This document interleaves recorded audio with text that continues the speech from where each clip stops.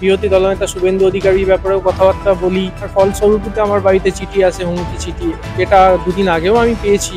তৃণমূল কংগ্রেস বুঝে গেছে যে তাদের সাথে মানুষ নেই। উনি বিভিন্ন সভায় বলেন বিজেপি পাতাখোর মাতালদের দল। বুক ফুকে বলতে পারি যে আমি নিজে প্রফেশনালি ইঞ্জিনিয়ার, এখানে অনেক আইনজীবী মানুষ ছিলেন, অনেক প্রফেশনাল লোক ছিলেন, তারা নিজের বুকটা ঠুকে বলতে পারেন যে আমরা এই ব্যবসার সাথে যুক্ত এবং আমরা যে বাড়িটা থাকি সেই বাড়িটা আমাদের নিজের নামে, নিজের বাড়ি। অভিষেকবাবু কিন্তু সৎসাহস নেই সেটা বলার যে তিনি যে বাড়িটায় থাকেন সেই বাড়িটা তার নামে, কারণ তিনি অ্যাফিডেভিটেও সেই বাড়ির নাম উল্লেখ, তার কোনো বাড়ি নেই বলে বলেছে। আর এই তোলাবাজি দূর করতেই তো এখন তৃণমূলের রচনা ব্যানার্জি এসছেন, কি মনে হচ্ছে কতটা তোলাবাজি দূর করতে পারবেন? দেখুন, তিনি এসেছেন, তোলাবাজি দূরের তো পরের কথা, তিনি কি পারপাসে এসেছেন সেটাই তিনি বলতে পারছেন। হুগলি অঞ্চলে আরো বেশি এই তোলাবাজিটার কালচার আছে, সেটা আপনারা দেখেই থাকবেন। টাকা পয়সা কালেকশন যারা করেছিলেন তাদের প্রত্যেকেই হুগলিতে বাড়ি, সে কুন্তল হোক, শান্তনু হোক, অয়নশীল হোক। বাড়ি চন্দননগর অঞ্চলে যারা বিজেপিটা করছেন এই মুহূর্তে প্রত্যেক দিন কাউকে না কাউকে এই হুমকিটার সম্মুখীন হতে হচ্ছে। ব্যাক টু ব্যাক সন্দেশখালী, তোলাবাজি এবং বিভিন্ন দুর্নীতির একটা আখড়া আমাদের এখানে আমাদের পশ্চিমবঙ্গ এবং রাজ্য বলা যেতে পারে। এবং যিনি আমার সামনে এখন বসে আছেন, দীপ্তনুদা, তিনি কিন্তু এই একটা হুমকি বা এই যে দুর্নীতির একজন বড় শিকার। আমাদের চ্যানেল থেকে আপনারা কিছুদিন আগেই এরকম একটা ভিডিও দেখেছেন যেখানে দীপ্তনুদার কথা বলা হয়েছিল, যেখানে তিনি একটা হুমকি চিঠি পেয়েছিলেন শুধুমাত্র পশ্চিমবঙ্গে থেকে অন্য বিরোধী দলের কথা বলছিলেন বলে। তাহলে গণতন্ত্র কোথায় আজকে? গণতন্ত্র নেই, সেটাই তো প্রমাণিত হয়। কারণ আমি এক মানে বর্তমান শাসক দলের যে করাপশন, যে মানে যে অরাজকতা চলছে সেটা নিয়ে আমি লোকাল ক্যাম্পেনিং করি এবং তার বিরোধী দলনেতা শুভেন্দু অধিকারীর ব্যাপারেও কথাবার্তা বলি, তার অ্যাগ্রেসিভনেস মানুষের মধ্যে তুলে ধরি এবং তার ফলস্বরূপতে আমার বাড়িতে চিঠি আসে, হুমকি চিঠি, যেটা দুদিন আগেও আমি পেয়েছি। চিঠি নয়, কারোর মাধ্যমে ইনডাইরেক্টলি শাসানি। তো এগুলো চলছেই, গণতন্ত্র তো নেই পশ্চিমবঙ্গে, সেটা বারবার দেখেছি আমরা, এক্ষেত্রেও আমরা দেখলাম নেই। চিঠি, শাসানি, এরকম অনেক কিছুই তো আসছে। মানে আপনার মতো তার মানে এরকম ভুক্তভোগী অনেকেই আছেন। নিশ্চয়ই নিশ্চয়ই, আমার মতো ভুক্তভোগী অনেকেই। আমি আমার অঞ্চলে বলতে পারি, চন্দননগর অঞ্চলে যারা বিজেপিটা করছেন এই মুহূর্তে প্রত্যেক দিন কাউকে না কাউকে এই হুমকিটার সম্মুখীন হতে হচ্ছে এবং তারা এই ফাইটটা করেই কিন্তু পার্টিটার জন্য, মানে দলটার জন্য লড়ছেন। এবং আমাদের যে প্রার্থী হুগলি লোকসভা কেন্দ্রের মাননীয় লকেট চট্টোপাধ্যায় হয়ে আমরা প্রত্যেকেই এই হুমকিকে উপেক্ষা করেই লড়াইটা করছি। আমরা একটা জিনিস যারা দর্শক আছে তারাও শুনেছেন অনেকবার, যে হুগলি লোকসভা কেন্দ্র এমন একটা কেন্দ্র সেখানে কি তোলাবাজি খুব ভীষণ পরিমাণে চলেছে, কি বলবেন? দেখুন, শুধুমাত্র হুগলি বলবো না, গোটা পশ্চিমবঙ্গেই তোলাবাজিটা এখন একটা বড় ব্যবসা হয়ে গেছে, যেটা আমাদের মাননীয় প্রধানমন্ত্রীজিও বলেছেন, কিছুক্ষণ আগে ইউনিয়ন মিনিস্টার ফাইন্যান্স সীতারামনজিও বললেন। বড় একটা ব্যবসায়িক অ্যাঙ্গেল থেকে শাসক দলের কিছু নেতা নেত্রী এবং একটা মেজর শাসক দলের অংশ এটাকে বিজনেস হিসেবেই দেখছে। হুগলি অঞ্চলে আরো বেশি এই তোলাবাজিটার কালচার আছে, সেটা আপনারা দেখেই থাকবেন যে শিক্ষা নিয়োগ দুর্নীতি মামলা এবং পুরো নিয়োগ দুর্নীতি মামলা, দু ক্ষেত্রেই যে তিনজনকে, যাদের মানে টাকা পয়সা কালেকশন যারা করেছিলেন তাদের প্রত্যেকেই হুগলিতে বাড়ি, সে কুন্তল হোক, শান্তনু হোক, অয়নশীল হোক। তো হুগলি একটা বড় তোলাবাজির জায়গা এবং সেই তোলাবাজি থেকে মুক্ত করার লক্ষ্যেই আমরা প্রত্যেক বিজেপি কর্মী সেখানে লড়াই করছি। আর এই তোলাবাজি দূর করতেই তো এখন তৃণমূলের রচনা ব্যানার্জি এসছেন, কি মনে হচ্ছে কতটা তোলাবাজি দূর করতে পারবেন? দেখুন, তিনি এসেছেন, তোলাবাজি দূরের তো পরের কথা, তিনি কি পারপাসে এসেছেন সেটাই তিনি বলতে পারছেন না। তিনি একজন লোকসভার প্রার্থী, লোকসভার প্রার্থী হয়ে লোকসভা প্রার্থীর কাজটা কি, লোকসভায় তিনি গিয়ে কি করতে চান, বা লোকসভার মানে কি পারপাসে তিনি প্রার্থী হয়েছেন সেটাই তিনি বলতে পারছেন না। তোলাবাজি তো অনেক দূরের ব্যাপার। তো যিনি লোকসভার প্রার্থী হয়ে লোকসভার প্রার্থীর গুরুত্বই বোঝেন না, তিনি তোলাবাজি সলভ করতে পারবেন বলে আমি অন্তত বিশ্বাস করি না। এই যে বিজেপি এতবার এই তোলাবাজি দুর্নীতি, এখন নির্মলা সীতারামন জিও অনেক কথা বললেন, সেখানে এই গঙ্গাধর কয়ালের ভিডিও ভাইরাল কেন? মানে কি কারণ? তার মানে কি বিজেপির মধ্যেও কোনো রকম ফাঁক রয়ে গেছে?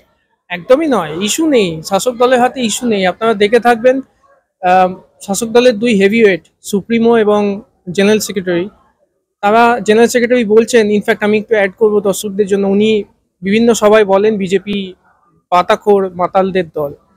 তো আমি মাননীয় অভিষেক বাবুকে অনুরোধ করব যে আপনি একবার তাজ বেঙ্গলে আপনার আসতে পারেননি, ও আপনার কোনো প্রতিনিধি থাকলে বা আপনি এখানকার সিসিটিভি ফুটেজ নিয়ে একবার দেখে নেবেন। আজকে যারা আমরা এসেছিলাম সেই আমরা পাতাখোর বা মাতাল নই, সেটাই তার প্রমাণ হয়। এবং অ্যাটলিস্ট আমরা যারা এসেছিলাম আমরা বুক ঠুকে বলতে পারি যে আমি নিজে প্রফেশনালি ইঞ্জিনিয়ার, এখানে অনেক আইনজীবী মানুষ ছিলেন, অনেক প্রফেশনাল লোক ছিলেন, তারা নিজের বুকটা ঠুকে বলতে পারেন যে আমরা এই ব্যবসার সাথে যুক্ত এবং আমরা যে বাড়িটা থাকি সেই বাড়িটা আমাদের নিজের নামে, নিজের বাড়ি। অভিষেকবাবু কিন্তু সৎসাহস নেই সেটা বলার যে তিনি যে বাড়িটায় থাকেন সেই বাড়িটা তার নামে, কারণ তিনি অ্যাফিডেভিটেও সেই বাড়ির নাম উল্লেখ, তার কোনো বাড়ি নেই বলে বলেছেন। সেকেন্ডলি হচ্ছে সুপ্রিমো, তিনি বলে যাচ্ছেন যে প্রধানমন্ত্রী মিথ্যা প্রচার করেন। প্রধানমন্ত্রী মিথ্যা প্রচার করেন না, এবং তিনি যে মিথ্যা প্রচার করেন তার ভয়ঙ্করতম উদাহরণ হচ্ছে এখন দেখবেন ইস্যু নেই বলেই প্রধানমন্ত্রীকে গালিগালাজ করছেন। তিনি ব থেকে স পর্যন্ত সব বলে ফেলেছেন। একজন প্রশাসনিক প্রধান হিসেবে সেটা বলার কর্তব্য নয়। তাই পরিষ্কার কথা, ইস্যু নেই, ইস্যু না থাকার জন্যই মানুষকে ডাইভার্ট করার একটা চেষ্টা। তৃণমূল কংগ্রেসের সেই মনে হয় যে স্টিং অপারেশনটা ভুল, তাহলে আমি আশা করব বা অনুরোধ করব যে তারা, যেহেতু সিবিআই তদন্ত চলছে, এই স্টিংটা সিবিআই এর হাতে দিক, যাতে প্রপার তদন্তটা হোক। তৃণমূলের কয়েকজন প্রার্থীর বিরুদ্ধে নমিনেশন ফাইল বাতিল করার কথা তুলছে বিজেপি এবং অনুরোধ করছে, কি মনে হচ্ছে অনুরোধটা আদৌ ধোপে টিকবে? দেখুন, ধোপে টেকা তো উচিত, কারণ আমাদেরই এক প্রার্থী বীরভূমে যিনি ছিলেন তার তো নো ডিউ সার্টিফিকেটের জন্যই তার প্রার্থীপদটা বাতিল হয়েছে। তো সেই একই যদি ক্লজ আমরা দেখি তাহলে সেই ক্ষেত্রে হাজি নুরুল যিনি আছেন তার ক্ষেত্রে প্রযোজ্য হয়। এবং প্রফিটেবল অর্গানাইজেশনের সঙ্গে যুক্ত শ্রীমতী মালা রায়, তিনি বললেন, গতকাল বলেছেন তিনি কোনো স্যালারি নেন না, ইটস ফাইন, বাট তিনি তো সরকারি কোনো না কোনো সুযোগ সুবিধা নেন, সে গাড়ি হোক, অফিস ভাড়া হোক, বাড়ি হোক। তো আমার মনে হয় এই দুটো ক্ষেত্রেই অ্যাপ্লিকেশনটা যথাযথ হয়েছে বিজেপির তরফ থেকে। এবং ইলেকশন কমিশনের যদি আমাদের বীরভূমের প্রার্থীর ক্যান্ডিডেটটা ক্যান্সেল হয়, সেক্ষেত্রে এনাদেরও ক্যান্সেল হওয়াটাই উচিত, সেটাই আমি চাইবো। এতগুলো ভোটের পর্যায়ে চলে গেল, এবার শেষের দিকে এসে গেছি আমরা। সেখানে আমরা দেখতে পাচ্ছি যে এতদিন শান্তিপূর্ণ ভোট হচ্ছিল, হঠাৎ করে একটা অশান্তি সৃষ্টি কেন করছে? আপনাকে হুমকি চিঠি পাঠানোর মতোই কি মানে ভয় পেয়ে গেছে, কি মনে হচ্ছে? দেখুন, তৃণমূল কংগ্রেস বুঝে গেছে যে তাদের সাথে মানুষ নেই। কারণ আপনারা মিডিয়াল পার্সন, আপনারা আরো ভালো জানবেন। আপনি মাননীয় শুভেন্দু অধিকারী সাহেবের একটা সভা দেখুন, আর উল্টো দিকে মমতা বন্দ্যোপাধ্যায় বা অভিষেক বন্দ্যোপাধ্যায়ের সভা দেখুন। আমরা ক্লিয়ারলি দেখতে পাই যে দুজনে যান, তার মধ্যে 5,000 পুলিশ থাকে, আর মানুষ ভিড় হচ্ছে 7-8,000। তো 3,000 লোক নিয়ে তারা সভা করছেন এই লোকসভার মতো জায়গায়। তো ডেফিনেটলি তাদের হাতে তাদের মাটিটা যে সরে যাচ্ছেন তারা বুঝতে পারছেন। এবার তাদের রীতি, প্রত্যেকটা ইলেকশনে মার দাঙ্গা করে ভোট দখল করার একটা ট্র্যাডিশন, সেটাই তারা বজায় রাখার চেষ্টা করছেন। তবে আমার মনে হয় ইলেকশন কমিশন এই জায়গাটা খুব সজাগ।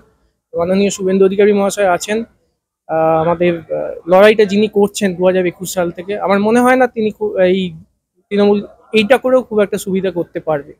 যারা আপনাকে ক্রমাগত হুমকি দিচ্ছেন তাদেরকে তো আপনি নিশ্চয়ই কোনোভাবে পার্সোনালি আইডেন্টিফাই করতে পারছেন, কি বলবেন? কেন মানে বাড়ির পরিস্থিতি, একটা মানুষের পরিবার, পার্সোনাল জায়গায় আঘাত করা বারে বারে, কি বলবেন?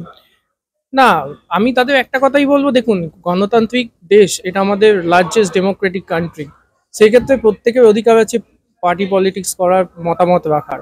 লড়াইটা রাজনৈতিকভাবে হোক না, এই হুমকি দেওয়া, কাউকে মারধর করা, পোস্ট ওয়ার ভায়োলেন্স, এসব না করে লড়াইটা লড়াইয়ের মতো হোক। যে যার দলকে সাপোর্ট করুক, ফ্রি ফেয়ার ইলেকশন হোক, মানুষ যাকে বেছে নেবে তাকেই ভোট হোক। এইগুলো না করাই বেটার। নিজস্ব রাজনীতি নিজের দলে যারা আছেন নিজের মতো করুন, আমাদেরও করতে দিন, এবং আমরা একটা ভালো ভারতবর্ষ করি, এটাই আমাদের লক্ষ্য। কলকাতায় ভারতের অর্থমন্ত্রী নির্মলা সীতারামনজি এসেছিলেন এবং তিনি কিন্তু বারে বারে একটা জিনিস নিয়ে কথা বলছেন, মানুষ। এই মানুষ পশ্চিমবঙ্গের রাজ্যে কোথায়?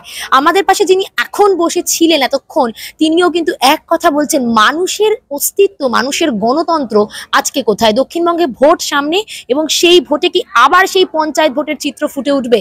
দেখা যাক কি হয়। ক্যামেরায় শ্রেয়ার সঙ্গে নয়নিকা, এসএস মিডিয়া।